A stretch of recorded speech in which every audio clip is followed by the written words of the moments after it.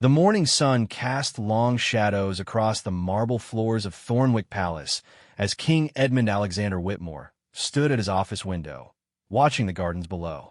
At 72 years old, he had weathered many storms during his 40-year reign, but nothing had prepared him for the events of the past 3 days. His weathered hands, adorned with the ancient signet ring of his ancestors, trembled slightly as he held a cup of tea that had long since grown cold. Princess Helena Victoria Ashford had vanished without a trace on Tuesday morning. She had been scheduled to attend a charity gala for children's hospitals, an event she had personally organized and had been passionate about for months. When her security detail arrived at her private residence in the palace grounds, they found her rooms empty, her bed unslept in, and no sign of struggle. Her personal belongings remained untouched, her jewelry still in its case, her mobile phone charging on the nightstand. The disappearance of the 34-year-old princess, wife to his eldest son Prince William, had sent shockwaves through the kingdom. Helena was not just beloved by the royal family, but cherished by the people. Her genuine warmth, her dedication to charitable causes, and her ability to connect with citizens from all walks of life had made her one of the most popular members of the royal family in recent history.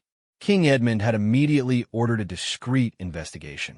The last thing the monarchy needed was panic among the citizens or international speculation about the stability of the crown. Palace security, working closely with the kingdom's intelligence services, had launched an intensive search operation. They had questioned staff, reviewed security footage, and followed every possible lead. Yet after 3 days, they had found nothing concrete.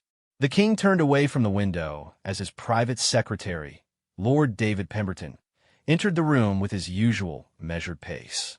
David had served the royal family for over 20 years, and his calm demeanor rarely wavered, even in crisis. However, today Edmund could see the strain in his eyes. "Your Majesty," David began, bowing slightly, "there have been several developments overnight." Edmund gestured to the leather chairs arranged around a small table near the fireplace. "Please sit. What news do you bring?" David settled into his chair and opened a leather folder. "First, the search teams have expanded their operation to include the northern provinces.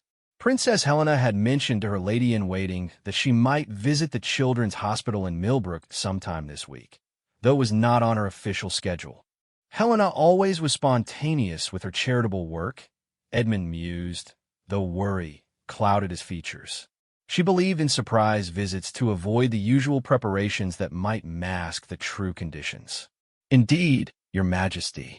However, hospital staff confirmed she never arrived. We've also checked with all the shelters and community centers she frequents. No one has seen her since Monday evening when she attended the palace dinner." Edmund remembered that dinner well. Helena had seemed her usual bright self, engaging warmly with the visiting diplomats from the neighboring kingdom of Valdoria. She had spoken passionately about her upcoming projects and had even joked with Prince William about his tendency to worry too much about her independence. Looking back now, Edmund wondered if there had been any signs he had missed. "What of William?" Edmund asked. "How is he managing?" David's expression softened slightly. "Prince William is struggling, Your Majesty. He hasn't slept since Tuesday. He insists on joining every search party and has been questioning the staff repeatedly. Lord Chancellor Morrison has suggested we consider assigning him a counselor." Edmund nodded gravely. William and Helena had been married for 8 years, and their love story had captured the hearts of the nation.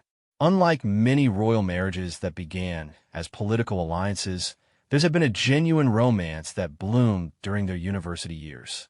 William had pursued Helena for 2 years before she agreed to their first date, charmed by his persistence and genuine character. Their wedding had been a magnificent celebration, watched by millions around the world. "I'll speak with William myself," Edmund decided. "He needs to know that wearing himself thin won't help Helena. We need him thinking clearly." "There's more, Your Majesty," David continued, his voice taking on a more serious tone. "The intelligence services have uncovered some concerning information about activities in the capital. There have been reports of unusual gatherings among certain political dissidents, groups that have historically opposed the monarchy's influence.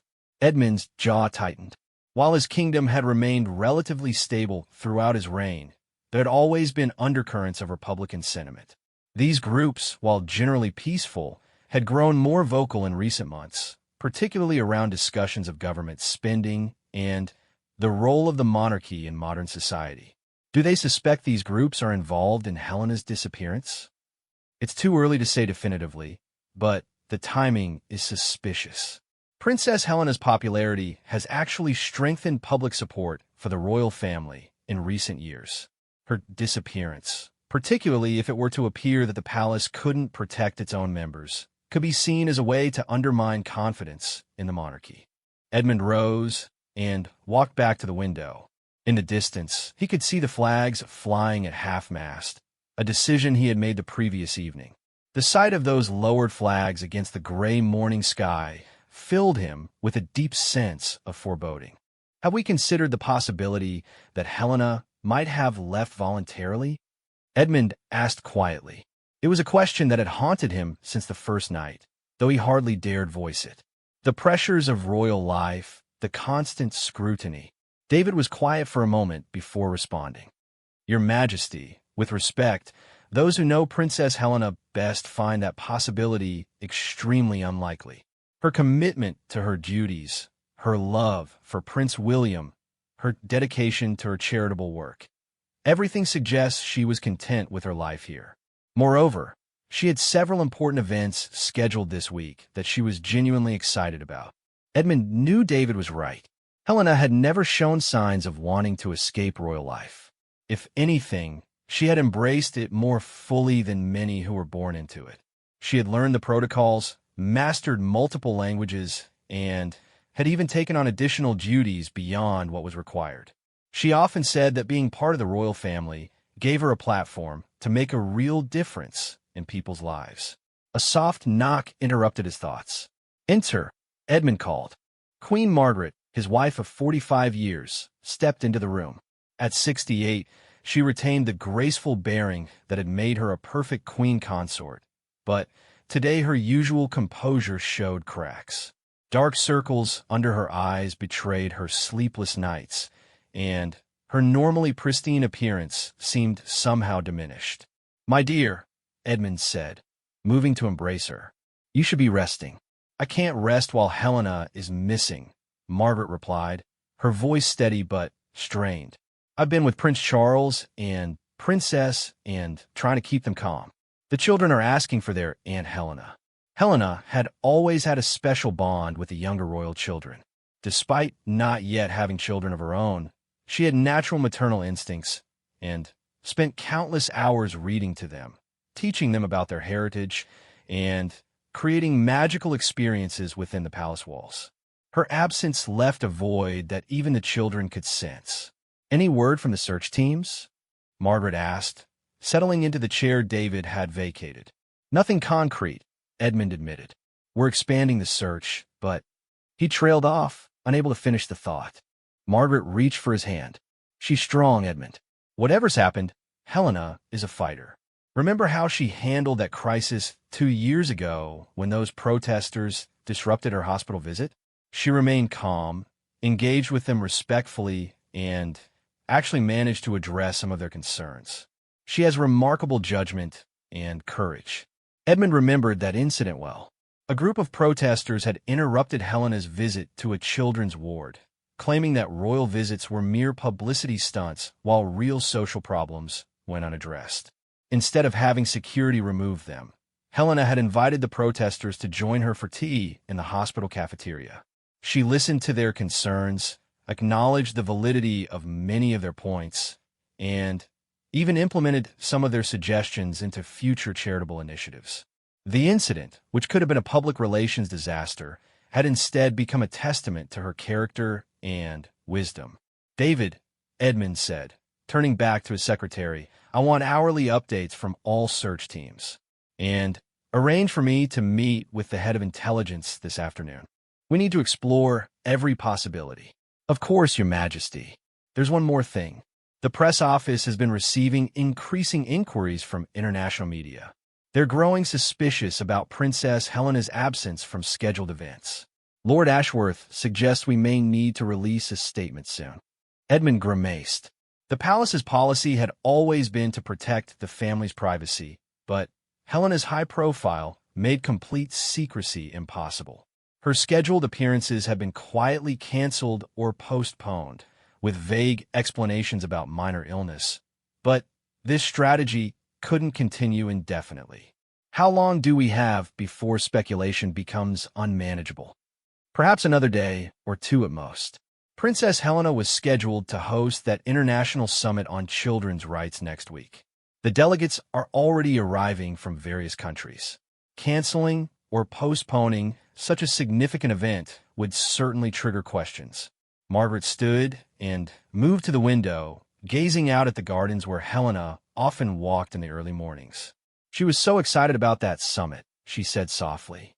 She's been preparing for months, coordinating with child welfare organizations from 12 different countries. It was going to be the largest gathering of its kind ever hosted at the palace. Edmund joined his wife at the window.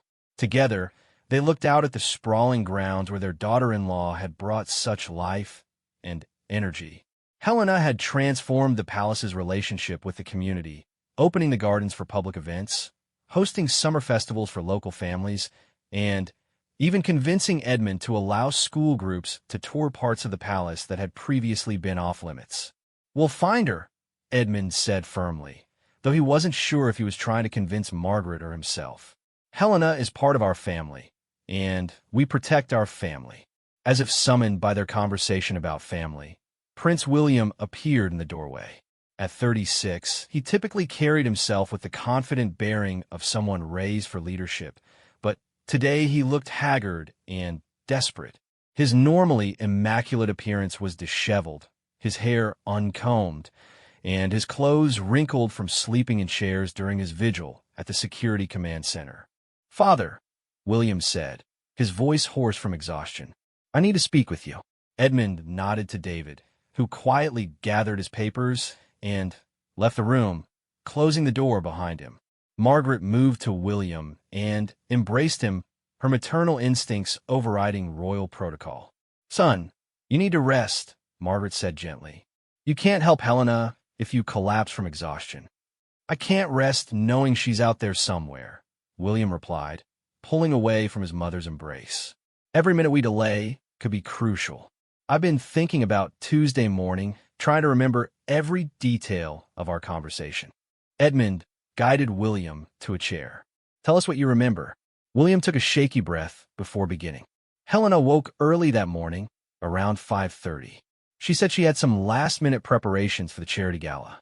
We had breakfast together in our private dining room, and she seemed completely normal. We talked about our weekend plans, about possibly visiting your sister Catherine at her estate in the countryside." Margaret nodded encouragingly. Catherine, Edmund's younger sister, had always been close to Helena, serving as something of a mentor as Helena navigated royal life. Helena mentioned she wanted to stop by the children's wing at St. Mary's Hospital before the gala. William continued. She said one of the nurses had called about a young patient who had specifically asked to meet her. Helena never could refuse a child's request. "Did she say which nurse or which patient?" Edmund asked.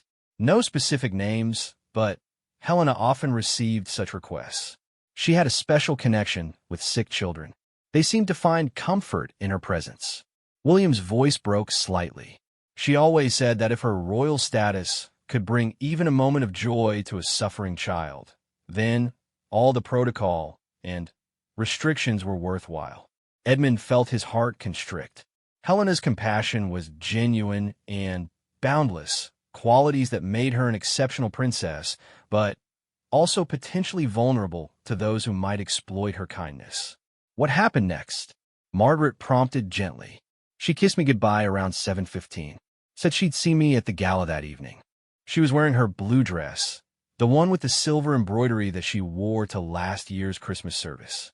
She was excited about the evening, kept talking about how much money they expected to raise for the new pediatric research wing." William stood abruptly, and began pacing, a habit he had developed when stressed. I should have gone with her.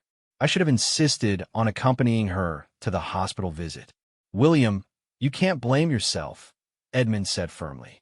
Helena valued her independence, and she was always perfectly safe on her charitable visits. The security protocols were thorough. But that's just it, Father. I've been reviewing the security reports. Helena's protection detail was told she had canceled the hospital visit. They were waiting at the palace for her to return from what they thought was a brief walk in the gardens. When they realized she was missing, precious time had already been lost. Edmund and Margaret exchanged worried glances. This was new information that raised troubling questions. Who told the security team that the visit was canceled? Edmund asked. That's what I've been trying to determine. The message came through official channels, apparently from Helena herself. But I know she never sent it. She was too excited about meeting that child to cancel without an extremely serious reason. As the implications of this revelation settled over them, Edmund felt a chill that had nothing to do with the morning air. If Helena's disappearance had been orchestrated with enough sophistication to manipulate official security channels, they were dealing with something far more serious than a simple missing person case. The three sat in heavy silence, each lost in their own fears and possibilities. Outside the window, the palace grounds stretched out peacefully, giving no hint of the turmoil within the ancient walls. Somewhere beyond those gardens, Helena was either in danger or worse, and, with each passing hour, hope seemed to dim a little more. Edmund rose and moved to his desk, where a secure telephone connected him directly to the kingdom's intelligence services. I think it's time we escalated this investigation, he said grimly. Whatever's happened to Helena, we're going to find out, and we're going to bring her home. Thursday afternoon brought an unexpected break in the investigation that would change everything. Commander James Harrison of the Royal Intelligence Service sat across from King Edmund in the secure briefing room deep within the palace's lower levels. The windowless chamber, lined with soundproofing materials and protected from electronic surveillance, served as the nerve center for the kingdom's most sensitive security operations. Harrison, a veteran of 25 years in intelligence work, had personally overseen investigations involving terrorist threats, foreign espionage, and domestic security concerns.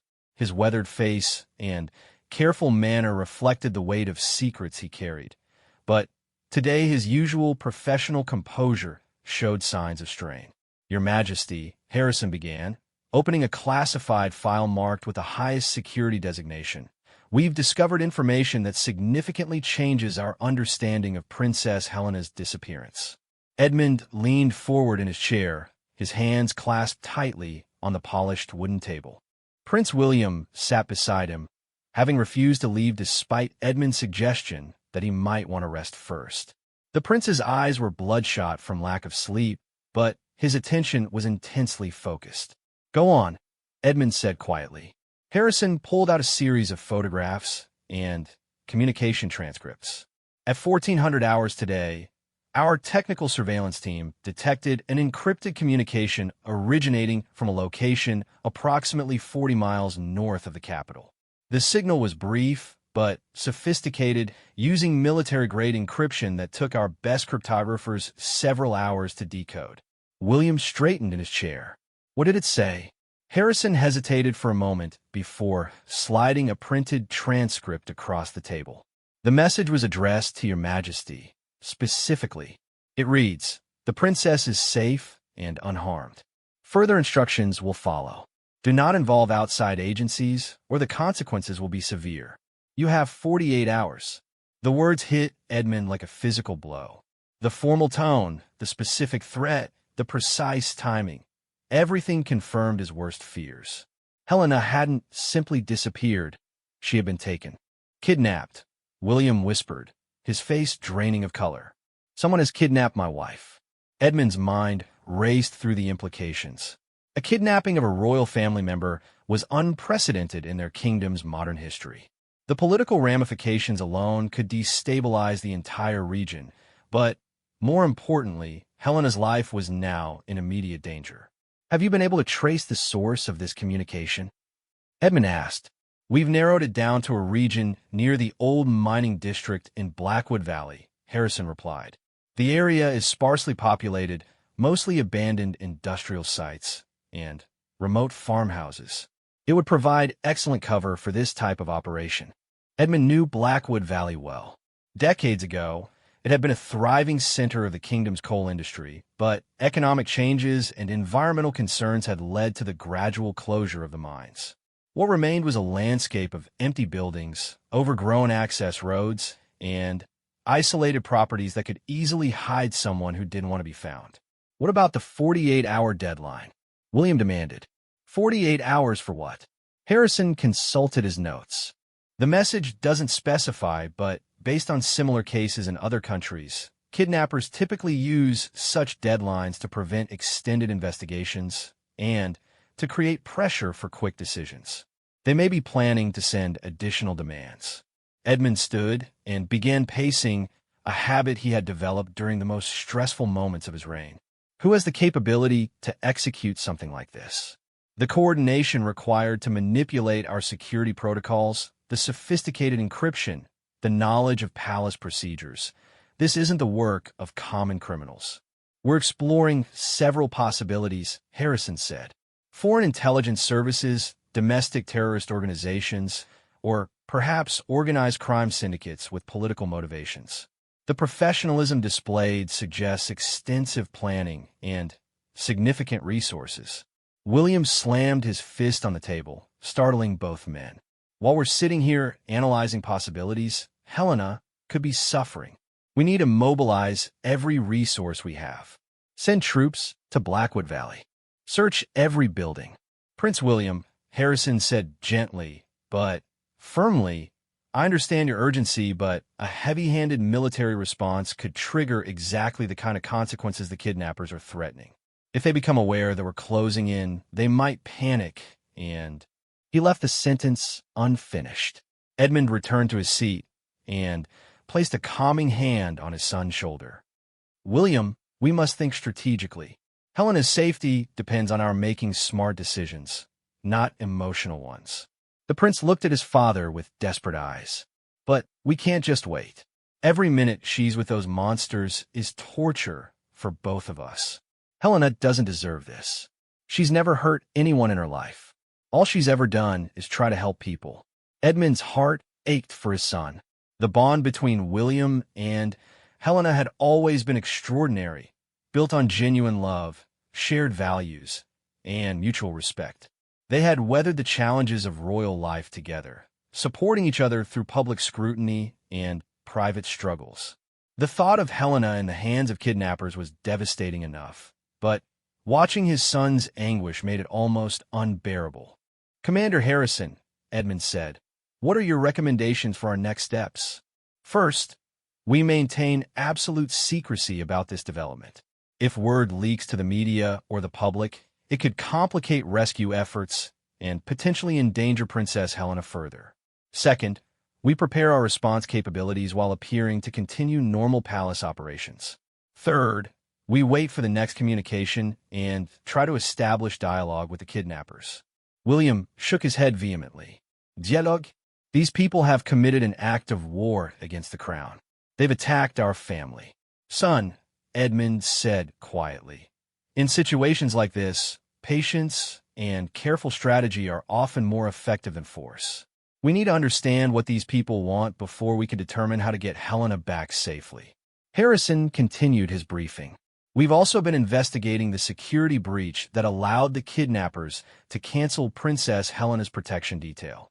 Preliminary findings suggest the false cancellation order came from someone with intimate knowledge of palace communication protocols. This revelation sent a chill through Edmund. Are you suggesting we have a traitor within the palace staff? It's a possibility we must consider. The level of inside information required to execute this operation suggests either extensive surveillance over a long period or active collaboration from someone with access to sensitive information. Edmund thought about the dozens of people who had access to Helena's schedule and security arrangements.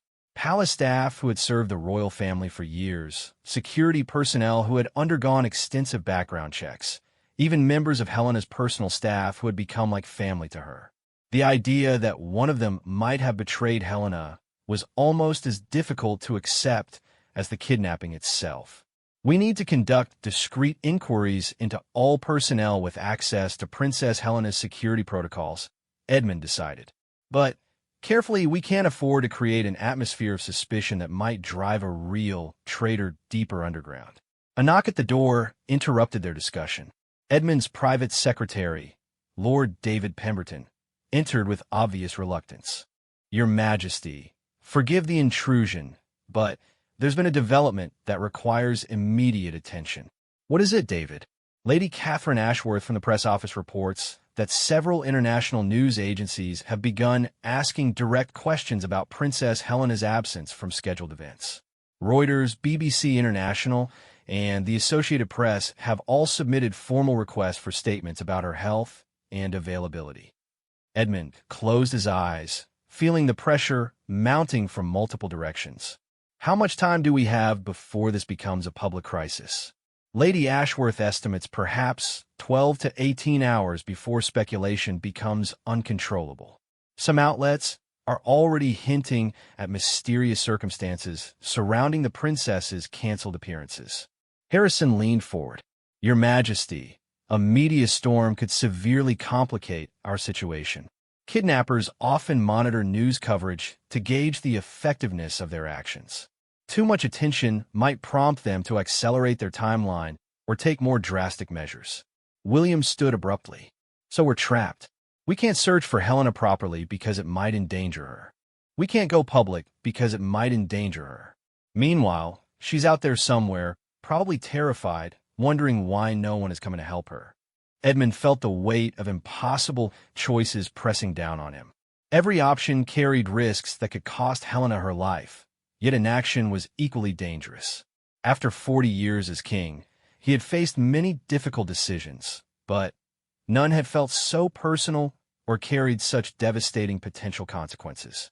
"David, tell Lady Ashworth to prepare 2 press statements," Edmund decided. One acknowledging that Princess Helena is dealing with a private family matter and requests privacy while maintaining that she is safe and will return to public duty shortly. The second should be prepared in case we need to acknowledge the kidnapping publicly. "Very good, Your Majesty."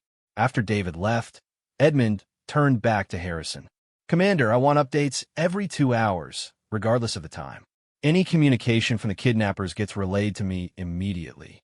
And expand the discreet surveillance in Blackwood Valley. I know you advised against a heavy presence, but we need eyes in that area." "Understood, sir." As Harrison gathered his materials to leave, Edmund made one final decision. "Commander, I also want you to brief Prince Charles and Princess Anne about the situation. If this crisis escalates, they may need to assume additional public duties to maintain the appearance of normal palace operations." After Harrison departed, Edmund found himself alone with William in the secure chamber. The silence between father and son was heavy with shared fear and helplessness. "Father," William said eventually, "I need to ask you something, and I need you to be completely honest with me." Edmund nodded, sensing the importance of the moment. "Do you think Helena is still alive?" The question hung in the air like a weight. Edmund looked into his son's eyes and saw not just a desperate husband, but a man on the edge of collapse. The answer he gave would either provide hope to sustain William through the ordeal ahead or crush him entirely. "Yes," Edmund said firmly, though his own doubts gnawed at him. "Helena is strong, intelligent, and resourceful. If anyone can survive this situation and help us find her, it's Helena. These people took her for a reason. They need her alive to accomplish whatever goal they're pursuing." William nodded slowly, grasping for the hope in his father's words. "She used to say that being royal meant being ready to face any challenge for the sake of duty. I just never imagined the challenge would be something like this." Edmund stood and embraced his son, feeling the tremor of fear and exhaustion in William's body. We're going to get her back, son. Whatever these people want, whatever it takes, we're going to bring Helena home. As they left the secure briefing room and returned to the main palace, Edmund couldn't shake the feeling that they were racing against time toward an unknown deadline with incomplete information and limited options. Somewhere in the remote valleys north of the capital, the woman who had brought such joy and purpose to their family was depending on them to make the right choices. The next few hours would test everything Edmund had learned about leadership, strategy, and sacrifice during his long reign. But more than that, they would test the bonds of family that held the royal household together. Helena's life hung in the balance, and with it, the future of everything they had worked to build and protect. Outside the palace walls, the kingdom continued its daily routines, unaware that their beloved princess was in mortal danger. But within those ancient walls, a desperate plan was beginning to take shape. Time was running out, but Edmund was determined that when the next communication arrived from Helena's captors, they would be ready to respond with everything the crown could bring to bear. The 48-hour countdown had begun, and every second mattered more than they could possibly know. Friday morning arrived with a gray sky that seemed to mirror the somber mood within Thornwick Palace. King Edmund had spent the night in his private study, unable to sleep, reviewing intelligence reports, and hoping for word from Helena's captors. The 48-hour deadline mentioned in the encrypted message was now less than 30 hours away, and still no additional demands had arrived. At precisely 6 o'clock in the morning, Edmund's secure telephone rang with a sharp, urgent tone reserved for the highest priority communications. He answered before the second ring. "Your Majesty," came Commander Harrison's voice, tight with tension. "We've received another message." Edmund's heart rate quickened. When 40 minutes ago, same encryption method, same general geographic origin. But this time, Your Majesty, there's something different. The message isn't text-based. It's a video file. Edmund's blood ran cold. Video messages from kidnappers rarely brought good news. "How long is it?" "Approximately 3 minutes. Your Majesty, before we proceed, I should warn you that Prince William has already demanded to see it. He's here at headquarters and refuses to leave until he knows his wife's condition." Edmund closed his eyes, knowing that whatever the video contained would either sustain William's hope or destroy him entirely. "Bring the recording to the palace immediately. We'll review it together in the secure chamber." 20 minutes later, Edmund, William, and Queen Margaret sat in tense silence as Harrison prepared his encrypted laptop. Margaret had insisted on being present despite Edmund's gentle protests. Helena was like a daughter to her, and she refused to be excluded from any information about her condition. "Before we begin," Harrison said carefully, "I want to assure you that Princess Helena appears unharmed in this recording. However, the content is designed to be psychologically manipulative and distressing." William leaned forward in his chair. "Just show us the video." Harrison clicked play, and Helena's face appeared on the screen. Edmund's first reaction was relief. She was indeed alive and appeared physically unharmed. Helena was sitting in what looked like a simple wooden chair in a dimly lit room.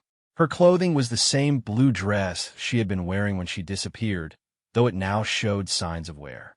Her hair was disheveled, and there were dark circles under her eyes suggesting lack of sleep, but her posture remained dignified despite the circumstances.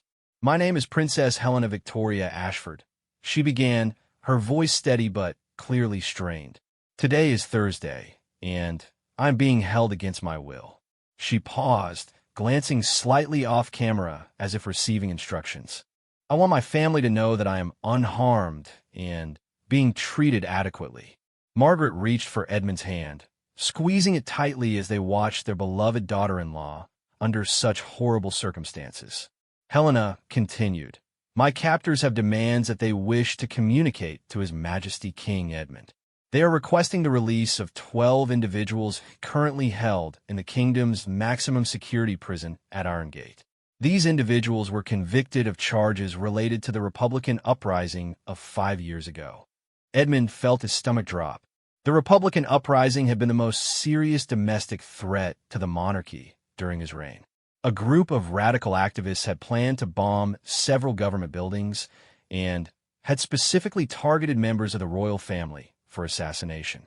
The plot had been discovered before any attacks could be carried out, but the trial had been highly publicized and controversial.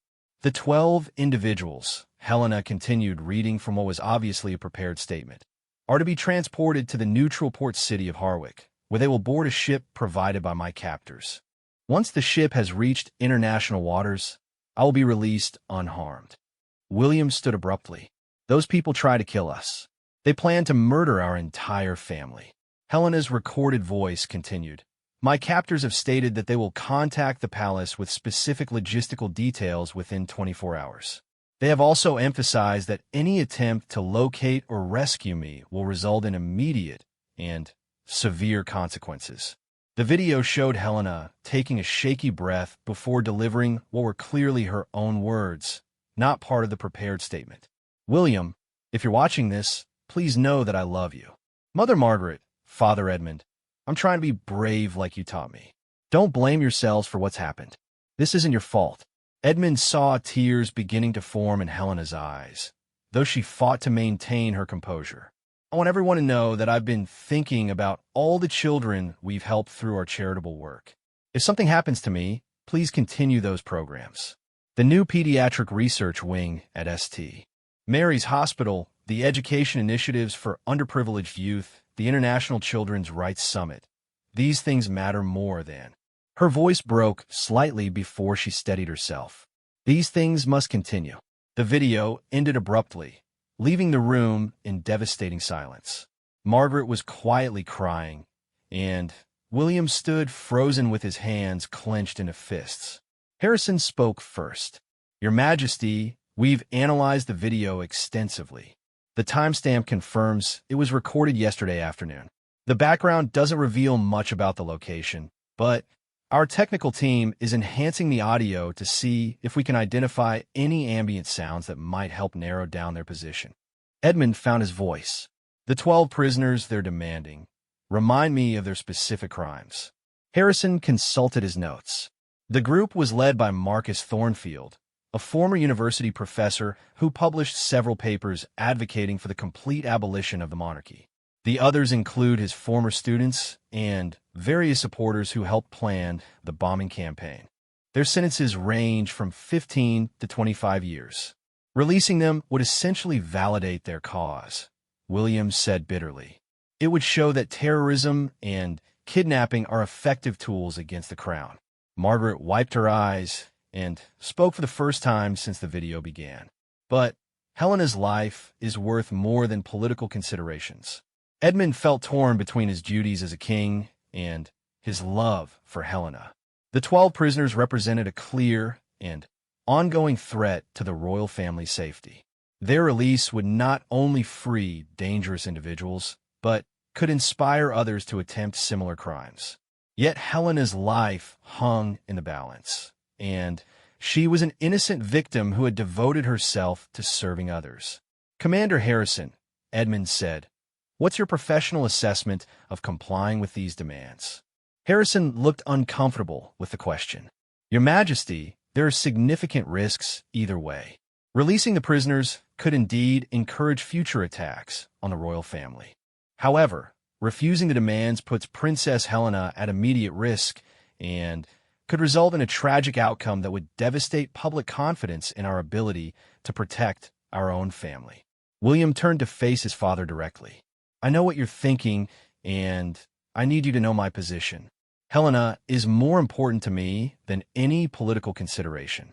If we have to release every prisoner in the kingdom to save her life, that's what we should do. Edmund understood his son's position, but the implications went beyond personal feelings. William, I share your priorities, but we must consider the broader consequences. If we establish a precedent that threatening royal family members can force political concessions, we invite future attacks not just on ourselves, but on innocent citizens. Helena is an innocent citizen, William shot back. She never asked to be born into this situation. She chose to marry me, and accept royal duties out of love and a genuine desire to serve others. Now she's paying the price for our family's position, and we're debating whether she deserves our full commitment to saving her life. Margaret intervened gently. Edmund, perhaps we can explore options that don't require us to choose between Helena's safety and our security responsibilities. Harrison nodded. There may be alternatives. We could appear to comply with the demands while secretly coordinating with international law enforcement to recapture the prisoners once Princess Helena is safe.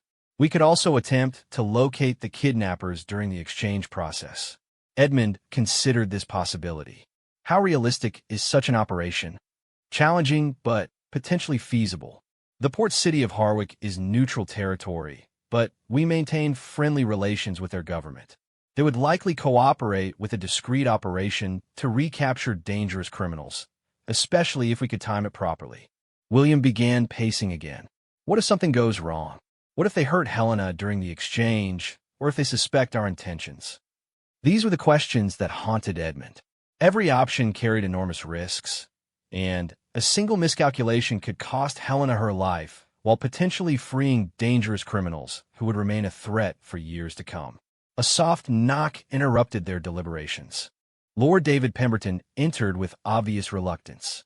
"Your Majesty, forgive the interruption, but Lady Ashworth reports that the media pressure has intensified significantly.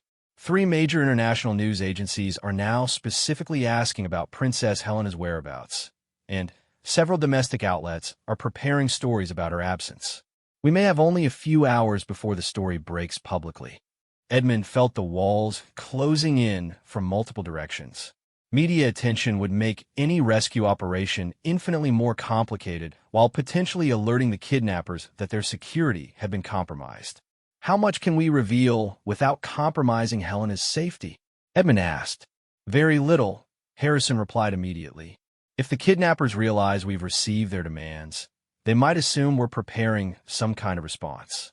They could panic and escalate the situation." Margaret stood and moved to the window, though there was nothing to see in the windowless chamber. "There's something else to consider." Helena mentioned the Children's Rights Summit in her message. Delegates from 12 countries are scheduled to arrive next week. Canceling such a significant international event would certainly trigger questions, but proceeding without Helena would be impossible. Edmund hadn't even considered the diplomatic implications. The summit represented months of preparation and coordination with international partners. Helena had personally negotiated several groundbreaking agreements that would be signed during the event. Her absence would not only disappoint hundreds of delegates, but could damage the kingdom's relationships with key allies. "We need to make a decision," William said firmly. "Every minute we spend debating is another minute Helena remains in danger. I say we comply with their demands.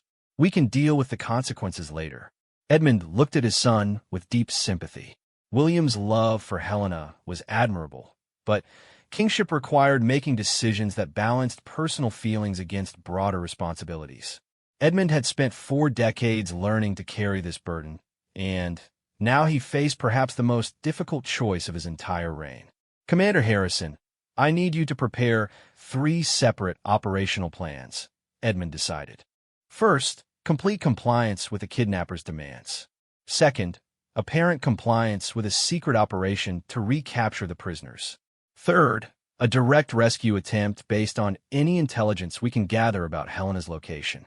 Harrison nodded. "How long do I have?" The kidnappers said they would provide logistical details within 24 hours. "I want all 3 options fully developed before that communication arrives. We'll make our final decision based on whatever new information they provide." As the meeting broke up, Edmund remained in his chair, feeling the weight of the crown more heavily than he had in years. Somewhere in the remote valleys north of the capital, Helena was counting on them to make the right choice. But with every option carrying the potential for disaster, Edmund wondered if there was any truly right choice to be made. The next 24 hours would test everything he believed about leadership, sacrifice, and the price of wearing the crown. Saturday dawn brought the message that would change everything. King Edmund was already awake when the secure communication arrived at 5:47 a.m., having spent another sleepless night wrestling with impossible decisions. Commander Harrison's voice over the encrypted line carried a tension that immediately put Edmund on high alert. "Your Majesty, we've received the logistics communication from Princess Helena's captors, but there's been an unexpected development that changes our entire operational framework." Edmund's pulse quickened. "What kind of development?" "Your Majesty, I believe this conversation needs to happen in person, with your full Security Council present. The situation has become significantly more complex than we initially understood." Within 30 minutes, Edmund found himself in the secure chamber alongside Prince William, Queen Margaret, Commander Harrison, and for the first time, General Patricia Blackwood, the kingdom's highest-ranking military officer. The inclusion of General Blackwood signaled that the situation had escalated beyond a simple kidnapping to a potential national security crisis. General Blackwood, a decorated veteran with silver hair and steel blue eyes, had served the crown for over 30 years. Her presence commanded respect even in the most chaotic situations, and today her grim expression suggested they were facing something far more serious than anyone had anticipated. "Your Majesty," Harrison began, "the logistics message we received early this morning contained the expected details about prisoner transport and exchange procedures. However, our intelligence analysis has uncovered connections that suggest this kidnapping is part of a much larger operation." Edmund leaned forward. "What kind of operation?" General Blackwood opened a thick folder marked with the highest security classification. "Sir, we've discovered that the 12 prisoners whose release is being demanded are not random selections from the Republican uprising.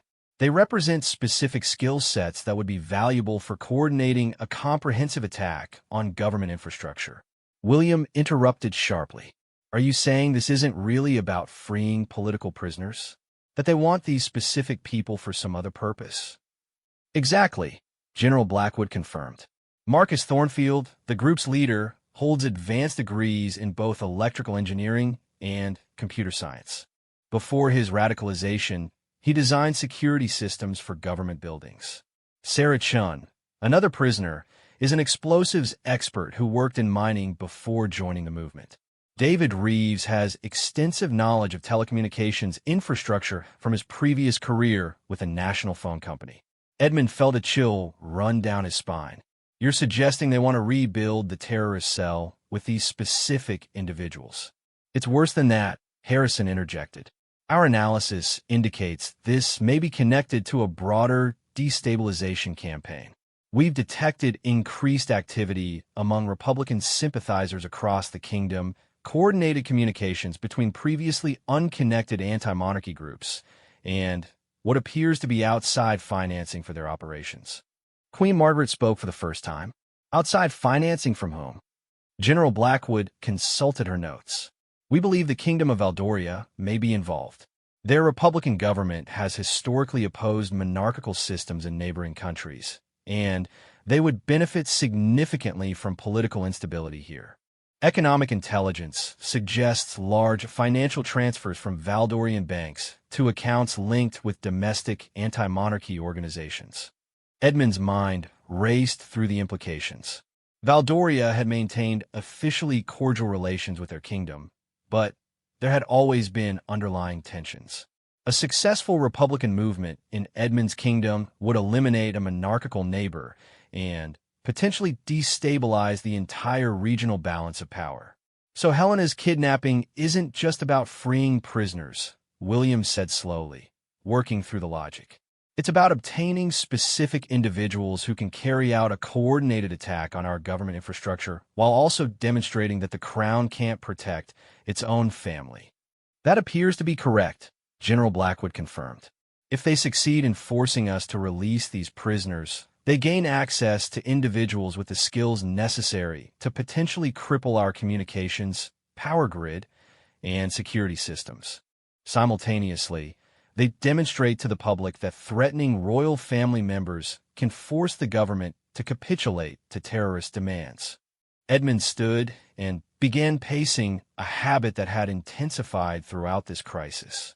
The strategic implications were staggering.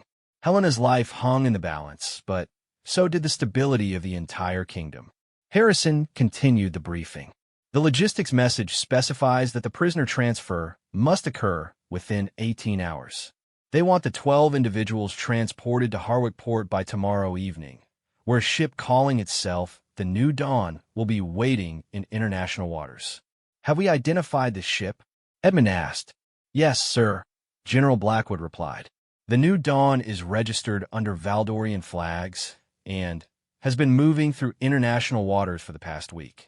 Maritime intelligence indicates it's equipped with sophisticated communications equipment and has the capability to reach Valdorian territorial waters within 6 hours of departing Harwich. William slammed his hand on the table. So we're supposed to hand over 12 dangerous criminals to a foreign power that's actively working to undermine our government, all while Helena remains in the hands of kidnappers who may not honor their agreement anyway. The room fell into heavy silence as everyone grappled with the impossible nature of the choice before them. Edmund had faced many difficult decisions during his reign, but none had presented such a direct conflict between personal love and national security. There's more, Harrison said quietly. We've finally identified the source of the security breach that allowed the kidnappers to cancel Princess Helena's protection detail. Edmund looked up sharply. Who? Harrison's expression was grave. Thomas Pemberton, Lord David's younger brother. He works in the Palace Communications Center and had access to security scheduling systems. Financial records show he received a significant payment from an offshore account 3 days before Princess Helena's disappearance. Edmund felt as if he had been punched. Thomas had worked for the palace for 8 years and had been considered a trusted member of the staff. His brother David had served the royal family with complete loyalty for over 2 decades. Where's Thomas now? Edmund asked. He disappeared yesterday evening, Harrison replied.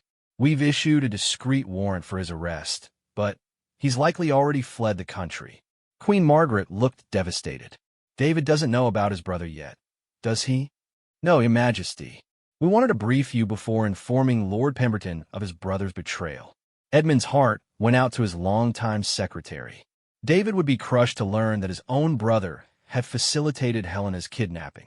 The betrayal would destroy not only Thomas's life, but devastate David's decades of faithful service to the crown. General Blackwood leaned forward.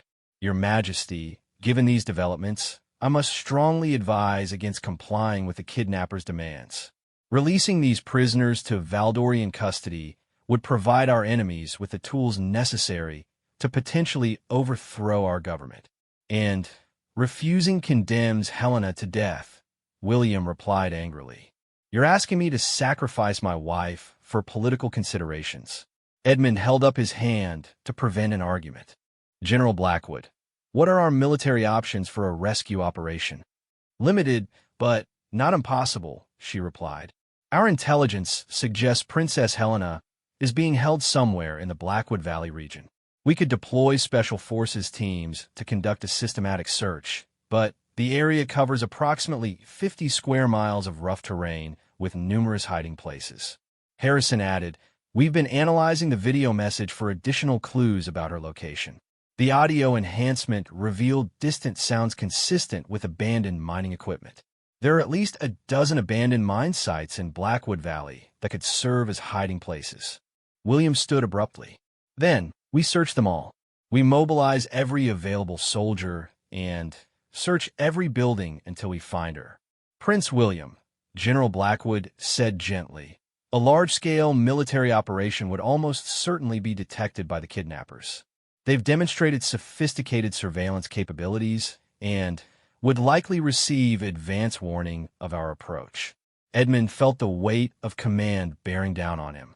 Every option carried enormous risks, and time was running out rapidly. The 18-hour deadline left little room for elaborate strategies or careful planning. I need to ask everyone a direct question, Edmund said, looking around the table. If Helena were not a member of our family, if she were simply a citizen of our kingdom who had been kidnapped by terrorists demanding the release of dangerous prisoners, what would our response be? The question hung in the air like a challenge. Everyone understood the implications, but no one wanted to voice the obvious answer.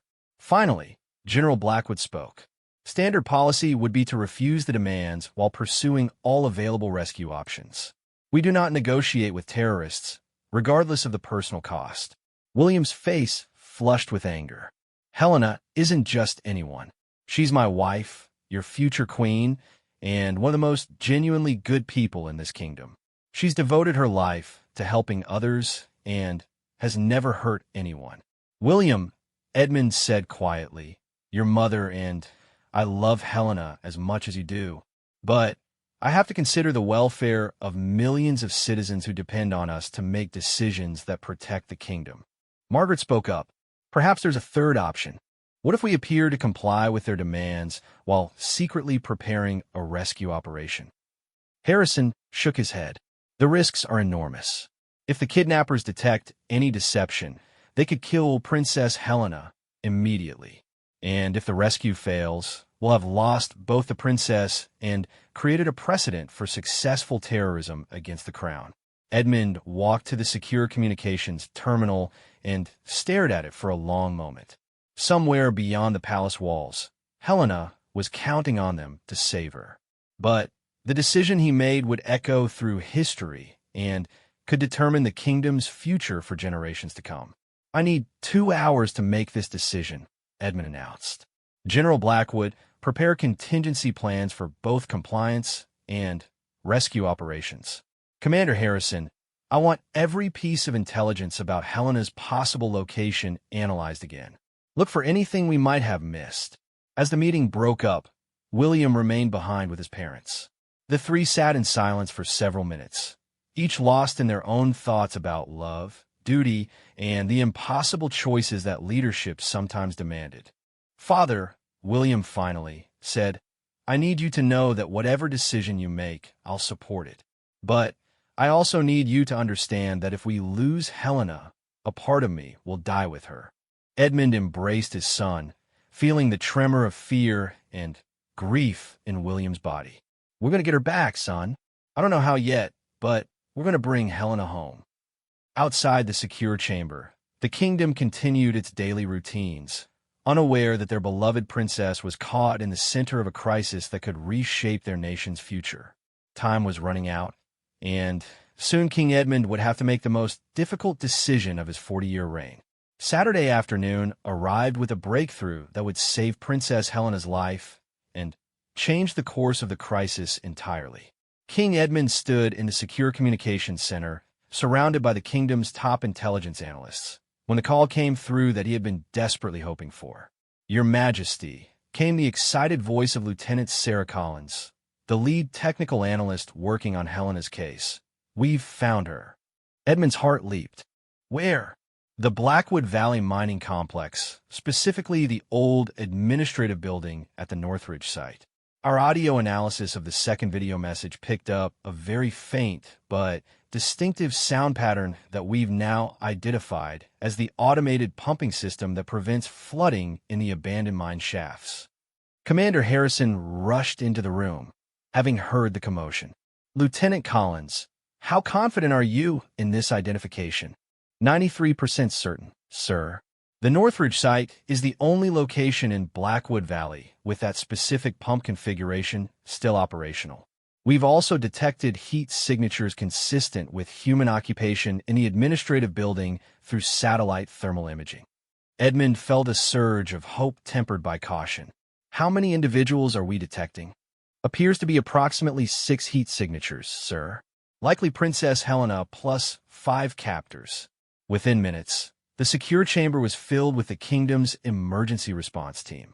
General Blackwood spread detailed maps of the Northridge mining complex across the table, while Commander Harrison coordinated with Special Forces units already stationed discreetly around Blackwood Valley.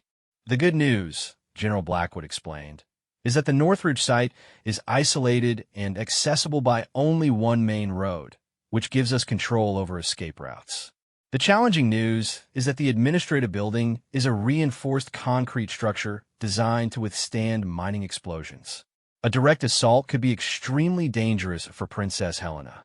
Prince William, who had been pacing frantically since receiving the news, stopped and stared at the maps. What about the deadline? We have less than 14 hours before they expect the prisoners to be delivered to Harwickport. Edmund studied the tactical situation. General, what are our options for a rescue operation? We have 3 possible approaches, General Blackwood replied, pointing to different locations on the map. First, a direct assault using overwhelming force to neutralize the kidnappers quickly. Second, a stealth infiltration to extract Princess Helena without alerting the captors. Third, a negotiation approach where we attempt to establish dialogue while positioning forces for either of the first 2 options. Commander Harrison leaned over the maps. I favor the stealth approach. Our intelligence suggests the kidnappers have been monitoring news reports and government communications. They may not be expecting an immediate rescue attempt, especially since we've given no public indication that we've located them. William joined them at the table. What are the risks to Helena with each approach? General Blackwood's expression was serious. The direct assault carries the highest immediate risk, as the kidnappers might harm Princess Helena when they realize they're under attack.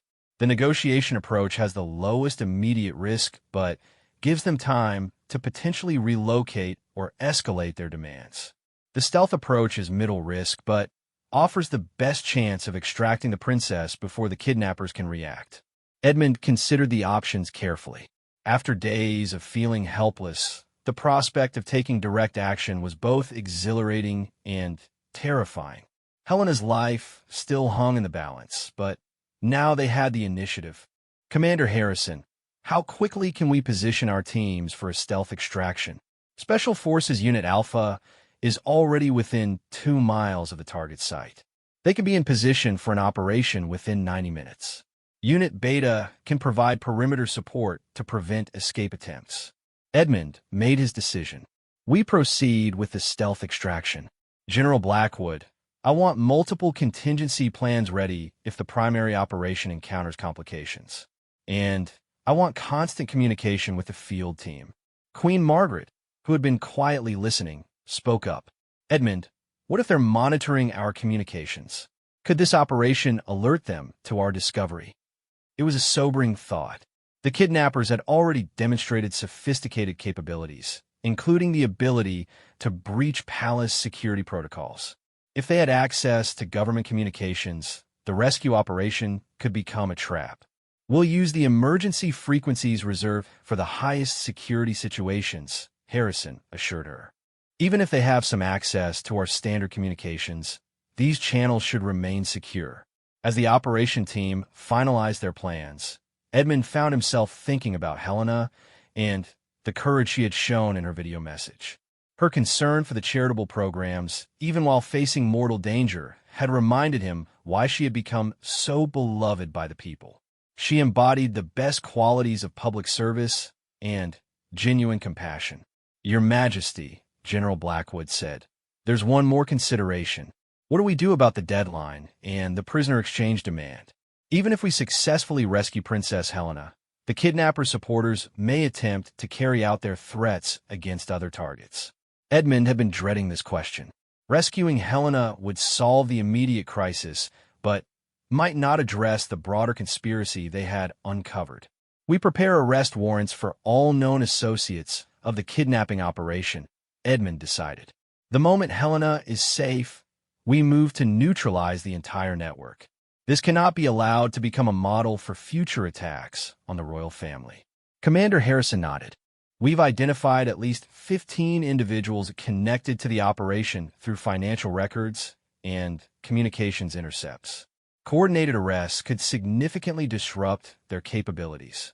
As afternoon turned to evening, Edmund watched through secure video feeds as Special Forces Unit Alpha moved into position around the Northridge mining complex.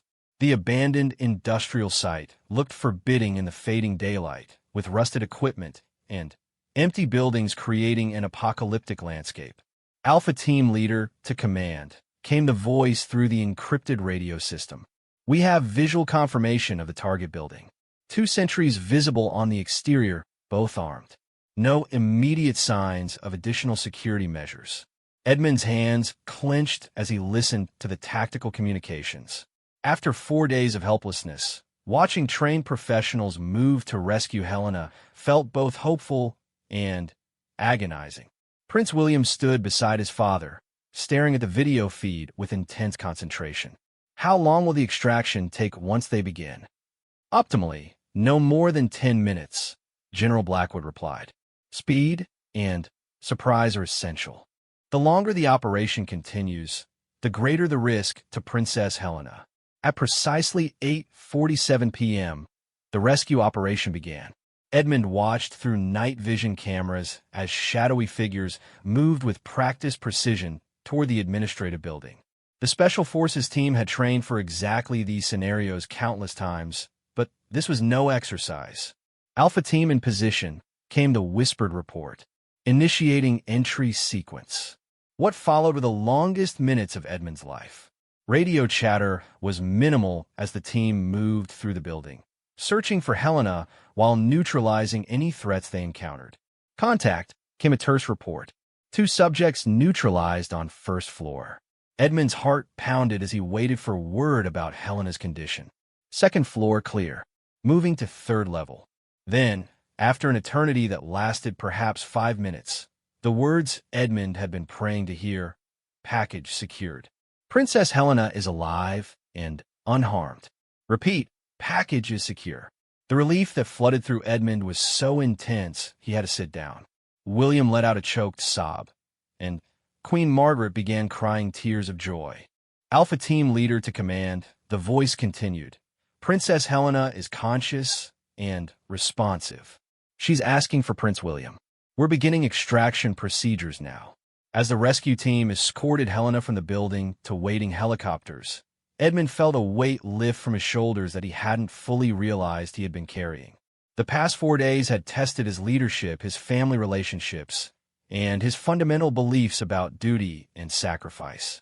Your Majesty, Commander Harrison said, what are your orders regarding the prisoner exchange deadline? Edmund looked at the countdown timer still displayed on the secure terminal. 7 hours remained until the kidnappers expected their demands to be met. Send a message to the ship waiting at Harwich Port, Edmund decided. Inform them that their operation has failed, Princess Helena has been rescued, and any attempt to carry out reprisal attacks will be met with the full force of our military and intelligence services. Within 2 hours, Helena was back at Thornwick Palace, exhausted but unharmed, surrounded by family members who had feared they might never see her again. The reunion was emotional and private, but Edmund could see the relief and joy in everyone's faces. Later that evening, as the immediate crisis had passed, Edmund sat with Helena in a quiet sitting room while she recovered from her ordeal. She looked tired but remarkably composed for someone who had spent 4 days in captivity. Your Majesty, Helena said softly, there's something I need to tell you about what I learned while I was being held. Edmund leaned forward. What is it? The people who kidnapped me weren't just common criminals. They talked about bigger plans, about wanting to prove that the monarchy was weak and couldn't protect its own family. But I also heard them arguing among themselves. Some of them seemed to be having doubts about what they were doing. Helena's insights would prove valuable for the intelligence services as they worked to dismantle the broader conspiracy. But for Edmund, the most important thing was that she was safe, home, and reunited with the family that loved her. The crisis had tested everything Edmund believed about leadership and sacrifice, but it had also demonstrated the strength of their family bonds and the dedication of those who served the crown. Princess Helena's kidnapping would leave lasting impacts on palace security protocols and the kingdom's approach to domestic terrorism. But it had also shown that even in the darkest moments, hope and determination could prevail. As Edmund looked at Helena, surrounded by her loving family and slowly recovering from her traumatic experience, he felt a deep gratitude for the outcome and a renewed commitment to protecting all the citizens who depended on the crown for their security and stability. The crown had weathered another storm, and the kingdom remained strong.